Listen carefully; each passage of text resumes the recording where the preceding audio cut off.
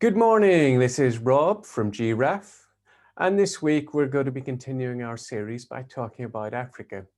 I'm going to be covering the first of 5 megatrends that are happening in African business and African countries and the African economy and the opportunities for commerce. Trend number one. Well, trend number one is about the rapidly growing and rapidly urbanizing populations of the continent of Africa. So we've talked before about population demographics and why Africa has a rapidly growing population. And they've also got a very young population. The very large number of people are in the teenage and early 20s bracket who are going to be joining the workforce and starting families and having children.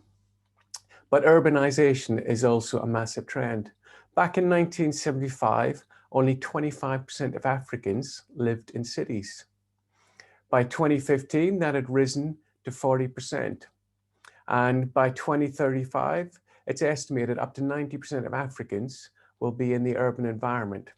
This is partly because of migration from the countryside, but also because that's where the population growth is happening. As people move from the countryside into cities, the economy is going to move from one that's based on agriculture, where 80% of people are getting their income from subsistence agriculture, through to industrial. It has to happen. Partly because when people move to cities, they need jobs, and there will be businesses created to create those jobs, but also because when people move into the urban environment, they're moving for economic needs, economic reasons. And with higher incomes they'll earn, they'll have more discretionary spending, they'll have more money to spend. And so industry will naturally develop to fulfill those private consumption needs. So city growth is happening. You've got this massive growth in city populations and massive growth in the number of cities. But it's happening so rapidly and so quickly, it's creating problems. Most African cities are incredibly disconnected. They're very difficult to get around. Public transport's a nightmare. They're incredibly crowded, very high population densities. Because a lot of these people moving into the cities from the rural environment, they're not moving to incredibly high incomes. So they end up living in shacks and slums in very high population density areas. And because of all these problems, living in the city is incredibly costly. It's expensive.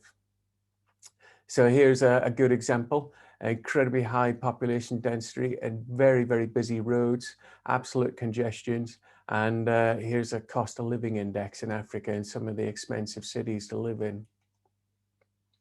That creates lots of opportunities, as those cities grow, all those problems need to be solved. All those needs need to be met. As population incomes rise, it's expected already that 30% of African households have an income over 5,000 US dollars. That doesn't sound like much by Western standards, but it's that level that people start having more discretionary income. And that population income level is expected to grow in another 5 years to 70 million households. That doesn't sound like much when you consider Africa's population, but that's projected to be about 30 to 40% of all households.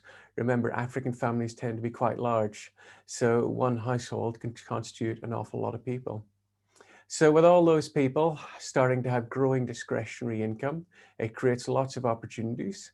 And with all the problems in those cities, there's lots of problems need solved. And that's where the opportunity for business and commerce and food production come in. Any comments on this? Drop a message below or send me a private message through LinkedIn. Thanks for now.